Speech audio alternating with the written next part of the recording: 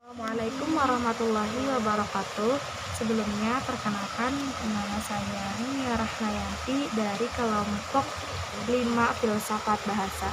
Baik, saya beserta rekan saya Nazmi Ardabili, Arifin Nasa, TF Pamardiana, dan Tesi Papaujia akan mempresentasikan materi Immanuel Kant dan pengaruh strukturalisme terhadap sastra, strukturalisme, dan semiotika.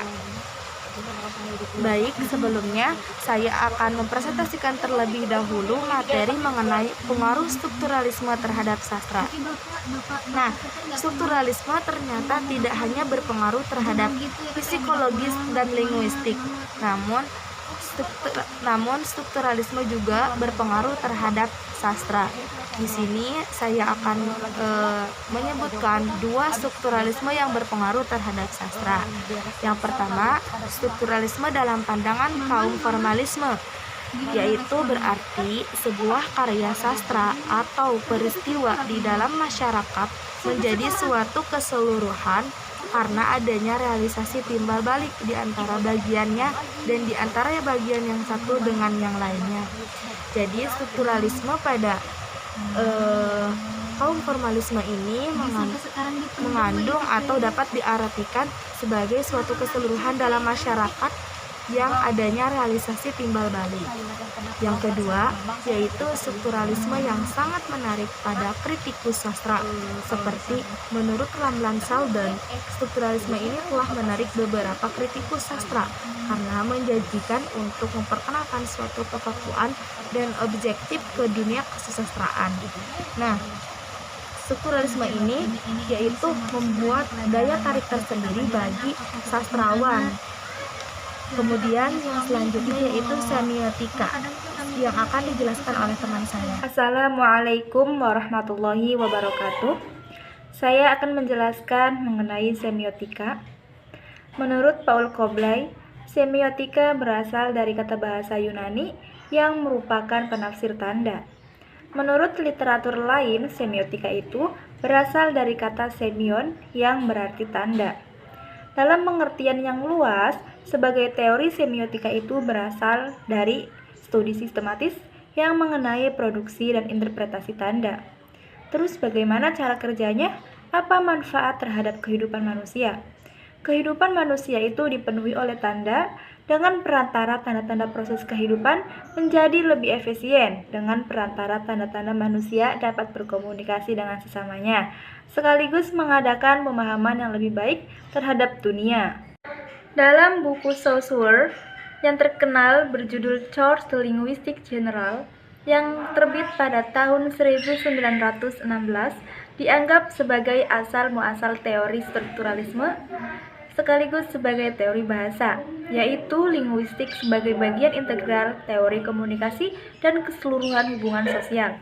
Apabila konsep-konsep Saussure bersisi ganda sebagai diadik, maka konsep Peirce bersisi tiga sebagai triadik. Diadik Saussure ditandai oleh ciri-ciri kesatuan internal, sedangkan triadik ditandai oleh dinamisme internal. Dapat dilihat dari cara kerjanya. Yang pertama, semiotika sintaksis, yaitu studi dengan memberikan intensitas hubungan antara tanda dengan tanda-tanda yang lain. Yang kedua, semantik semiotika, yaitu studi yang memberikan perhatian hubungan tanda dengan acuannya. Yang ketiga, pragmatik semiotika, yaitu studi yang memberikan perhatian antara pengirim dan penerima. Dapat dilihat dari faktor yang menentukan tanda, maka tanda dibedakan menjadi tiga. Yang pertama, representamen.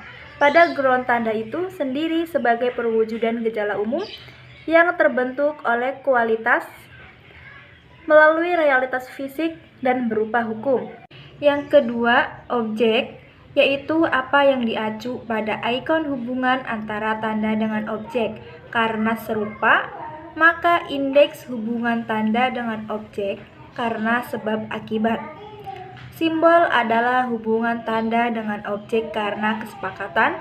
Dan yang ketiga, interpretan, yaitu tanda-tanda baru yang terjadi dalam batin penerima, seperti pada rime tanda sebagai kemungkinan konsep, pernyataan deskripsi, dan proposisi di antara representamen, objek, dan interpretan. Yang paling banyak diulas adalah objek ID. Assalamualaikum warahmatullahi wabarakatuh. Perkenalkan, nama saya Nazmi Ardabili dari kelompok 5. Saya akan mempresentasikan tentang Immanuel Kant. Immanuel Kant lahir pada 22 April 1724 di Königsberg, Prusia Timur, atau sekarang Kaliningrad, Rusia. Immanuel Kant meninggal pada 12 Februari 1804.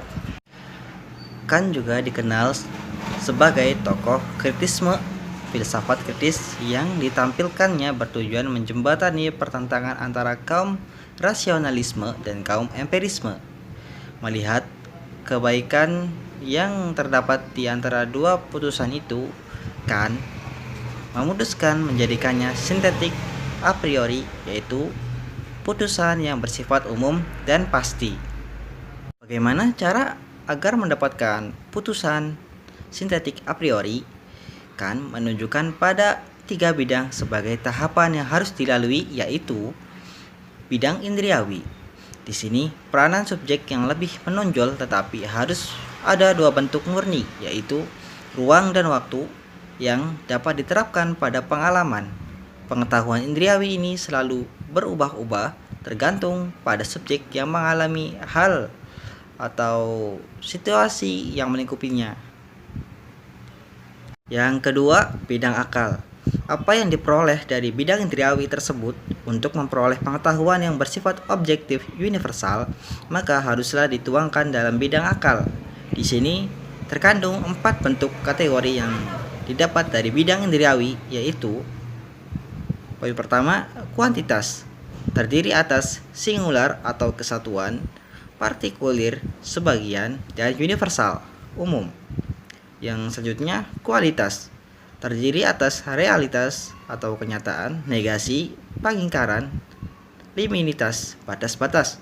Selanjutnya, relasi, terdiri atas kategoris atau tidak bersyarat, hipotesis, sebab dan akibat, disjungtif, saling meniadakan. Selanjutnya, modalitas, terdiri atas mungkin atau tidak, ada, tiada, keperluan atau kebetulan. Bidang yang ketiga atau yang terakhir yaitu bidang rasio. Pengetahuan yang diperoleh dalam bidang akal itu baru dapat dikatakan sebagai putusan sintetik a priori setelah dikaitkan dengan 3 macam ide, yaitu Allah atau ide teologis, jiwa, ide psikologis, dan dunia, ide kosmologis. Ketiga ide ini hanya merupakan petunjuk untuk menciptakan kesatuan pengetahuan. Jadi, ketiga tahapan itulah yang harus dilalui apabila kita ingin mendapatkan putusan sintetik a priori. Baik, jadi kesimpulan pada pembahasan mengenai Immanuel Kant dan pengaruh strukturalisme terhadap sastra itu bahwa kita di Immanuel Kant terlebih dahulu ya. Bahwa Immanuel Kant itu lahir pada tanggal 22 April 1724. Nah, Immanuel Kant sendiri itu meninggalnya itu pada 12 Februari tahun 1804. Selain itu, Kant juga dikenal sebagai tokoh kritisme. Kenapa nih? Karena filsafat kritis yang ditampilkannya bertujuan untuk menjembatani pertentangan antara kaum rasionalisme dan kaum empirisme. Bagi Kant, baik rasionalisme maupun empirisme itu belum berhasil membimbing kita untuk memperoleh pengetahuan yang pasti, berlaku umum, dan memang terbukti dengan jelas. Ya, memang kedua aliran itu memang memiliki kelemahan yang justru merupakan kebaikan bagi seterusnya masing-masing. Jadi kan ada kebaikan ya yang terdapat di antara dua putusan tersebut. Nah, ini ada tahapan-tahapannya gitu. Yang pertama itu ada bidang indriawi, terus yang kedua ada bidang akal, dan yang terakhir itu ada dari bidang rasio. Mengenai materi pengaruh strukturalisme terhadap sastra, ya memang bahwa strukturalisme itu bukan hanya berpengaruh pada bidang-bidang antropologi, sosiologi, psikologi, dan lain sebagainya, tapi berpengaruh juga bagi sastra. Menurut para tokoh formalisme, seni hanyalah alat. Bahasa sastra sangat ditentukan oleh seni. Dalam pandangan mereka, sifat bahasa sastra timbul dengan menyusun dan mengubah bahannya yang bersifat netral. Dalam perkembangan selanjutnya, kaum formalisme itu mendapat pengaruh dari strukturalisme Sassurian, yaitu setelah revolusi komunis Rusia pada Maret 1917. Jadi nih banyak di antara tokoh formalisme itu yang pindah ke Praha, dan di sana itu mereka itu mendirikan suatu mazhab pemikiran yang disebut dengan mazhab Praha. Para tokoh dari mazhab Praha inilah yang kemudian merintis strukturalisme untuk sastra. Beberapa tokoh penting dari mereka di antaranya itu adalah Yakov Sand terus N. Trubetskoy, Joiri Chinjanov, dan juga Jan Mukarovsky. Bahasa diyakini dapat menggambarkan kenyataan dunia karena proposisi atomik atau unsur terkecil bahasa itu merupakan gambaran fakta atomik tentang dunia bagi kaum strukturalis. Tidak begitu, bahwa bahasa juga justru yang melahirkan realitas. Pada awalnya kata, dan kata menciptakan teks. Di sana ada demistifikasi antara kesusastraan yang maha besar. Sumber makna bukan lagi pengalaman pengarang atau pengalaman pembaca, melainkan operasi dan oposisi yang menguasai bahasa. Makna tidak ditentukan lagi oleh individu, melainkan oleh sistem yang menguasai individu. Kesusastraan adalah pesan pemaknaan hal-hal dan bukan maknanya. Assalamualaikum warahmatullahi wabarakatuh. Nama saya Famardiana Hambali. Saya dari kelompok 5 Filsafat. Di sini saya ingin melanjutkan presentasi yang telah disampaikan oleh rekan-rekan saya. Jadi saya ingin menyampaikan saran mengenai materi-materi yang telah disampaikan oleh rekan-rekan saya. Diharapkan pengetahuan serta pemahaman yang ada di dalam makalah ini harap dapat tersampaikan oleh pembaca dan dapat memperluas wawasan pembaca itu sendiri. Karena makalah ini belum bisa dikatakan sempurna, maka diharapkan pembaca untuk berpuas diri dan menambah wawasannya. Begitupun dengan penyusun, agar terus dikembangkan pengetahuannya dan mencari ilmu dari berbagai sumber agar dapat membuat makalah lebih baik lagi. Sekian saran yang telah saya sampaikan. Bila ada kekurangan saya mohon maaf. Dan semoga teman-teman bisa memahami materi yang telah disampaikan oleh kelompok kami. Jika masih ada salah-salah, kami mohon maaf. Wassalamualaikum warahmatullahi wabarakatuh.